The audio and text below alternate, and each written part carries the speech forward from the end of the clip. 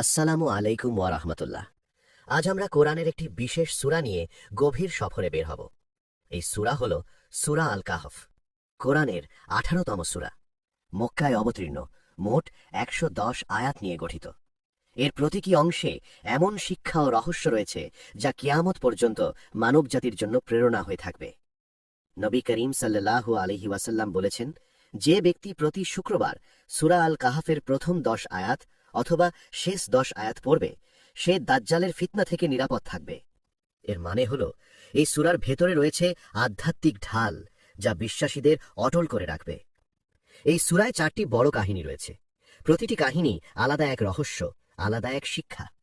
একদিকে রয়েছে ঈমানকে ধরে রাখার সংগ্রাম, অন্যদিকে রয়েছে সম্পদের পরীক্ষা, আবার কোথাও রয়েছে জ্ঞান ও ধৈর্যের মূল্য, আর শেষ দিকে রয়েছে শক্তি ও ন্যায় বিচারের কাহিনী।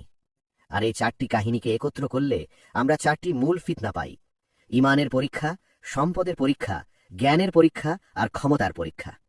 সূরা আল কাহফ আমাদের শেখায় কিভাবে এই 4টি পরীক্ষার মোকাবেলা করতে হবে এবং আল্লাহর সাহায্যে সঠিক পথে টিকে থাকতে হবে।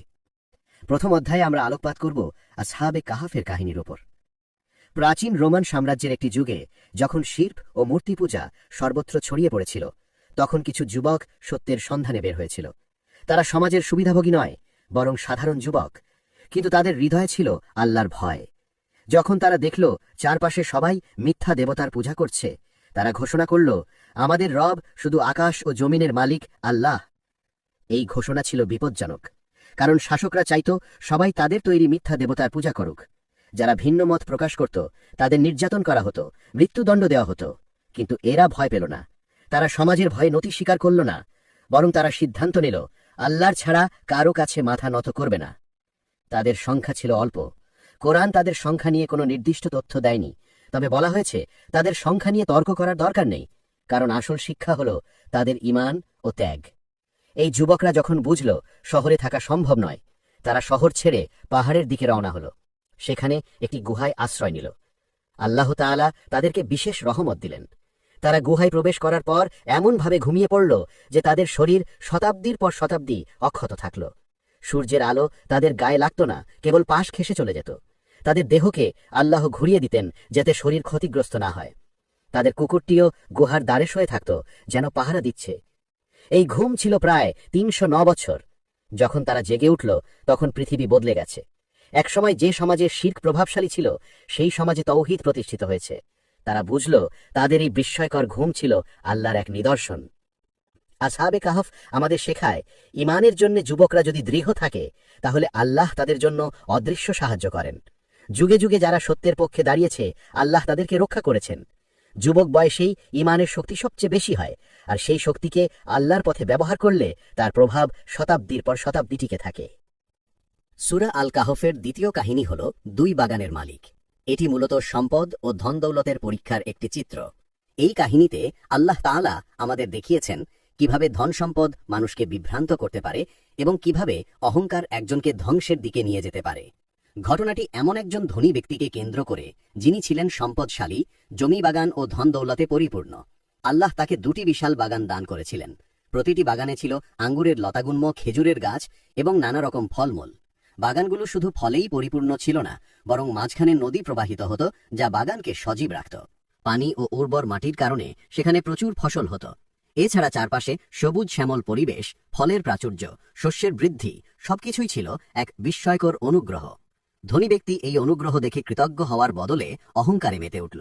সে মনে করল এই সম্পদ কখনো শেষ হবে না। সে বলল, আমার এই বাগান কখনো ধ্বংস হবে না। আমি মনে করি না যে কিয়ামত ঘটবে, আর যদি আমি আমার প্রভুর কাছে ফিরেও যাই, তবে অবশ্যই আমি এর থেকেও উত্তম কিছু পাব। এ কথাগুলো থেকে বোঝা যায় সে দুনিয়ার সম্পদকে চূড়ান্ত ভেবেছিল। সে বিশ্বাস করত না যে কিয়ামত আসবে, বরং সে মনে করত তার এই পার্থিব সম্পদই তার চিরস্থায়ী মর্যাদার নিশ্চয়তা। তার এক বন্ধু তাকে সাবধান করেছিল। বন্ধুটি ঈমানদার ছিল, আল্লাহর উপর বিশ্বাস রাখত। সে বলেছিল, তুমি কি তাকে অস্বীকার করছো, যিনি তোমাকে মাটি থেকে সৃষ্টি করেছেন, তারপর শুক্রবিন্দু থেকে, তারপর তোমাকে সুস্থ সবল মানুষ বানিয়েছেন? আমি বিশ্বাস করি আল্লাহই আমার রব, আমি তার সাথে কাউকে শরীক করি না।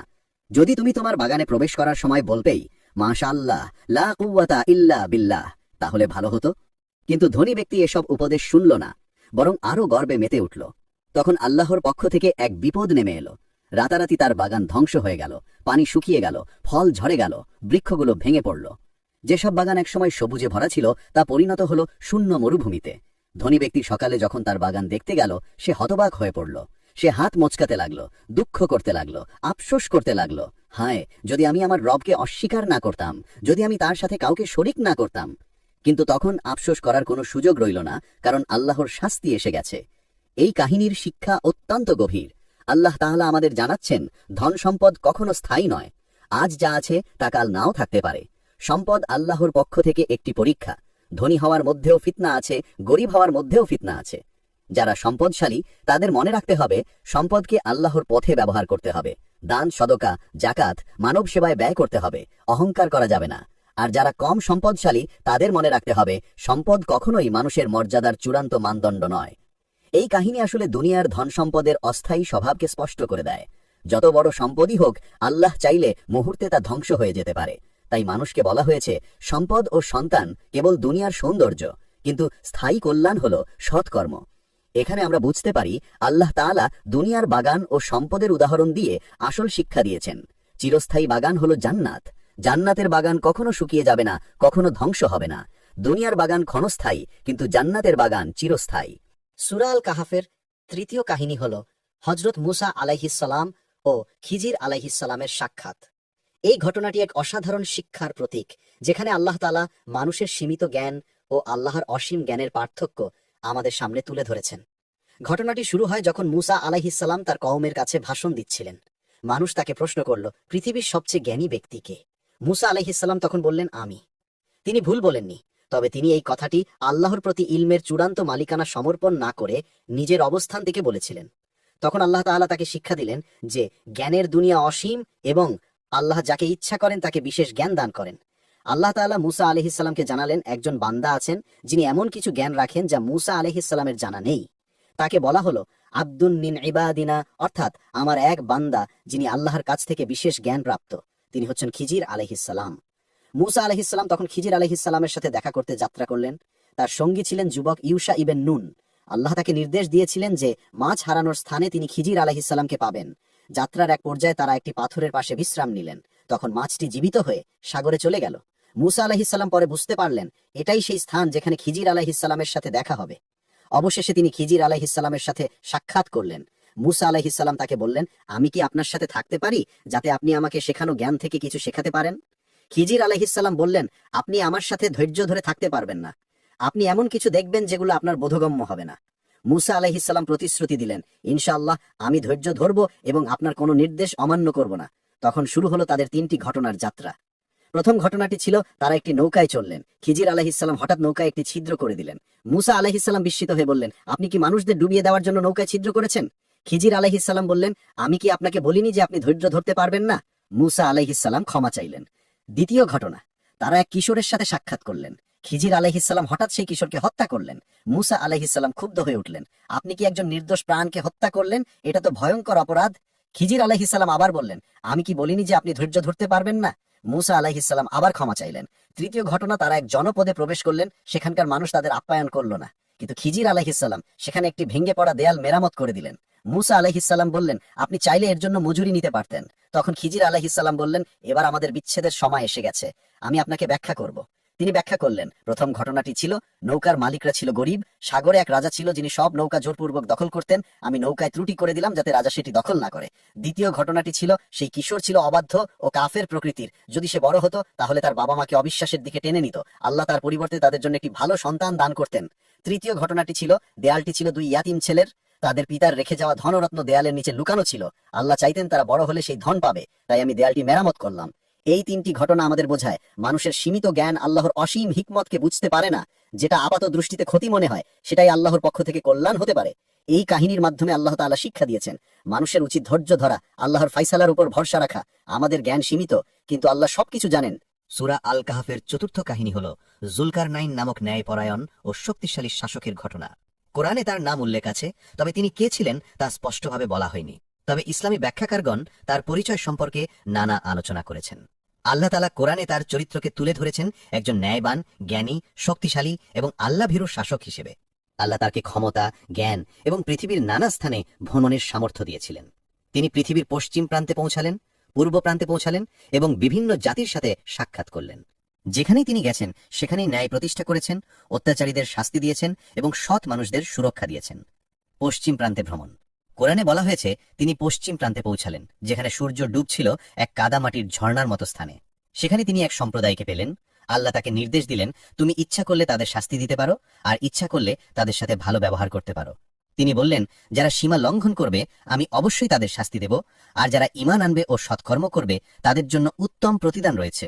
এরপর তিনি পূর্ব দিকে যাত্রা করলেন। সেখানে এমন এক সম্প্রদায়কে পেলেন যাদের জন্য সূর্যের আলো থেকে কোনো আচ্ছাদন ছিল না, অর্থাৎ তারা ছিল খোলা মাঠে, কোনো পর্দা, পাহাড় বা ঘরবাড়ি ছাড়াই সূর্যের নিচে বসবাস করত। এখানেও তিনি ন্যায় বিচার প্রতিষ্ঠা করলেন। ইয়াজুজ মাজুজ ও প্রাচীর নির্মাণ। সবচেয়ে উল্লেখযোগ্য ঘটনা ঘটল যখন তিনি দুই পাহাড়ের মাঝখানে এক জনপদে পৌঁছালেন। সেখানকার মানুষ অভিযোগ করল, হে জুলকারনাইন, ইয়াজুজ মাজুজ আমাদের দেশে বিপর্যয় সৃষ্টি করছে। তারা ধ্বংসযজ্ঞ চালায়, ফসল নষ্ট করে, মানুষ হত্যা করে। আমরা কি আপনাকে কিছু মজুরি দিতে পারি যাতে আপনি আমাদের ও তাদের মাঝে একটি প্রাচীর নির্মাণ করে দেন? জুলকারনাইন বললেন, আমার প্রভু আমাকে যে ক্ষমতা দিয়েছেন তা অনেক বড়, তাই আমি মজুরি চাই না। তবে তোমরা আমাকে শ্রমিক শক্তি দিয়ে সাহায্য করো, আমি তাদের ও তোমাদের মাঝে একটি শক্তিশালী প্রাচীর তৈরি করব। তিনি তখন লোহা ও তামার সাহায্যে এক বিশাল প্রাচীর নির্মাণ করলেন। প্রথমে লোহার টুকরোগুলো পাহাড়ের ফাঁকে জমা করলেন, আগুন জ্বালিয়ে লোহাকে গরম করলেন, তারপর গলিত তামা ঢেলে প্রাচীরকে দৃঢ় করে দিলেন। এভাবে তৈরি হলো এক অটল ও অপ্রবেশ্য প্রাচীর। ইয়াজুজ মাজুজ প্রাচীর ভেদ করতে চাইল, তারা পারল না, আর উপরে উঠতেও পারল না। জুলকারনাইন বললেন, এটি আমার প্রভুর রহমত। তবে যখন আমার প্রভুর প্রতিশ্রুত সময় আসবে তখন তিনি একে ভেঙে দেবেন, আর সে সময় কিয়ামতের সূচনা হবে। শিক্ষা। জুলকারনাইনের ঘটনা আমাদের শেখায়, আল্লাহ যাকে শক্তি ও ক্ষমতা দেন তাকে ন্যায় ও সৎ পথে ব্যবহার করতে হবে। শক্তি দিয়ে দুর্বলদের রক্ষা করতে হবে, অত্যাচারীদের দমন করতে হবে। এই কাহিনী আমাদের দেখায় দুনিয়ার সবচেয়ে বড় শক্তিও চিরস্থায়ী নয়। আল্লাহর ইচ্ছা ছাড়া কোনো শক্তি টিকে থাকতে পারে না। সূরা আল কাহফের শেষ অংশে আল্লাহ তাআলা কয়েকটি গুরুত্বপূর্ণ বিষয় তুলে ধরেছেন, যা পুরো সূরার সারসংক্ষেপ হিসাবে কাজ করে। এই সূরার 4টি কাহিনী আমরা দেখেছি: গুহাবাসী যুবকরা, দুই বাগানের মালিক, মুসা আলাইহিসসালাম ও খিজির আলাইহিসসালাম এবং জুলকারনাইন। প্রতিটি কাহিনী আমাদের শেখায় ভিন্ন ভিন্ন শিক্ষা, তবে শেষ পর্যন্ত সবকিছু মিলিয়ে মূল শিক্ষা হল আল্লাহর উপর নির্ভরশীলতা, দুনিয়ার পরীক্ষায় সফল হওয়ার পথ এবং কিয়ামতের প্রস্তুতি। দুনিয়ার জীবনের দৃষ্টান্ত। আল্লাহ বলেন, দুনিয়ার জীবন হল এক ক্ষণস্থায়ী বস্তু, যেন বৃষ্টি নেমে জমি সবুজ হয়ে ওঠে, ফুল ফোটে, গাছপালা বেড়ে যায়। মানুষ খুশি হয়, ভাবে এই জীবনই স্থায়ী, কিন্তু কিছুদিন পর সব শুকিয়ে যায়, মাটির সাথে মিশে যায়। এভাবেই দুনিয়ার সৌন্দর্য ম্লান হয়ে যায়, আর মানুষ আল্লাহর কাছে ফিরে যায়। তাই দুনিয়ার ধন সম্পদ, ক্ষমতা, সৌন্দর্য, সম্মান সবই সাময়িক। স্থায়ী হল কেবল ঈমান, সৎকর্ম এবং আল্লাহর রহমত। কিয়ামতের দিন। কুরআনে বলা হয়েছে, কিয়ামতের দিন মানুষদের একত্র করা হবে। কাফেরদের দল আল্লাহর সামনে উপস্থাপিত হবে। তাদের কর্মগুলোকে বাতাসে উড়ে যাওয়া ধুলোর মতো করে দেওয়া হবে, কারণ তারা দুনিয়ায় অহংকার করেছে, আল্লাহর আদেশ অমান্য করেছে, নবীদের অস্বীকার করেছে। অন্যদিকে যারা ঈমান এনেছে এবং সৎকর্ম করেছে তাদের জন্য রয়েছে জান্নাতের বাগান, যেখানে তারা চিরকাল থাকবে। সত্যিকার সঙ্গী। সূরা আল কাহফে আল্লাহ আমাদের শিখিয়েছেন, দুনিয়ার সঙ্গী নির্বাচনে সাবধান হতে হবে। খারাপ সঙ্গ দুনিয়ায় মানুষকে ধ্বংস করে দেয়, যেমন বাগানের অহংকারী মালিক তার খারাপ বন্ধুর সাথে ধ্বংস হয়। আর ভালো সঙ্গ মানুষকে ঈমানের পথে টিকিয়ে রাখে, যেমন গুহাবাসী যুবকরা পরস্পরকে ঈমানের পথে দৃঢ় করেছে। তাই মুসলমানের উচিত আল্লাহ ভীরু, সৎ, নেককার মানুষের সাথে বন্ধুত্ব করা। জ্ঞান ও ধৈর্যের গুরুত্ব। মুসা আলাইহিসসালাম ও খিজির আলাইহিসসালামের কাহিনী আমাদের শিখিয়েছে, মানুষের জ্ঞান সীমিত, আল্লাহর হিকমত ও পরিকল্পনা অনেক গভীর, যা মানুষের বোধগম্যতার বাইরে। তাই যে কোনো পরিস্থিতিতে আল্লাহর প্রতি ভরসা রাখা, ধৈর্য ধারণ করা এবং অহংকার না করা একজন মুমিনের কর্তব্য। আল্লাহর রহমত ও জুলকারনাইনের কাহিনী প্রমাণ করে, ক্ষমতা কেবল দুনিয়ার সাজসজ্জা নয়, বরং তা দিয়ে মানুষকে সঠিক পথে আনা, অত্যাচার দমন করা এবং দুর্বলদের রক্ষা করা উচিত।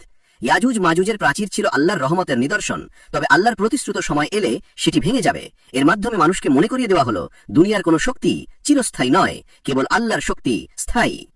সূরা আল কাহফের শেষ দোয়া। শেষে আল্লাহ বলেন, নবী করিম সাল্লাল্লাহু আলাইহি ওয়াসাল্লামকে জানিয়ে দাও, আমি তো শুধু একজন মানুষ, তোমাদের মতোই, তবে আমার কাছে ওহী আসে যে তোমাদের ইলাহ একমাত্র আল্লাহ। তাই যে ব্যক্তি তার রবের সাথে সাক্ষাৎ কামনা করে সে যেন সৎকর্ম করে এবং ইবাদতে কাউকে শরীক না করে। এটাই হলো সূরা আল কাহাফের আসল শিক্ষা। 1. দুনিয়ার পরীক্ষায় ধৈর্য ধরো। 2. সম্পদ, ক্ষমতা, জ্ঞান কিছুতেই অহংকার করো না। 3. আল্লাহর উপর নির্ভর করো। 4. কিয়ামতের প্রস্তুতি নাও। 5. তাওহীদে অটল থাকো এবং শিরক থেকে বাঁচো। সমাপ্তি। সূরা আল কাহাফ পাঠ করার অন্যতম উপকার হলো এটি ফিতনা এবং বিশেষত দাজ্জালের ফিতনা থেকে রক্ষা করে। হাদিসে এসেছে প্রতি শুক্রবার সূরা আল কাহাফ পাঠ করলে আলো বিকিরণ হবে 1 সপ্তাহ পর্যন্ত এবং মানুষকে গোমরাহি থেকে সুরক্ষা দেবে। তাই মুসলমানের উচিত নিয়মিত এই সূরা তেলাওয়াত করা, এর শিক্ষাগুলো হৃদয়ে ধারণ করা এবং জীবনে বাস্তবায়ন করা।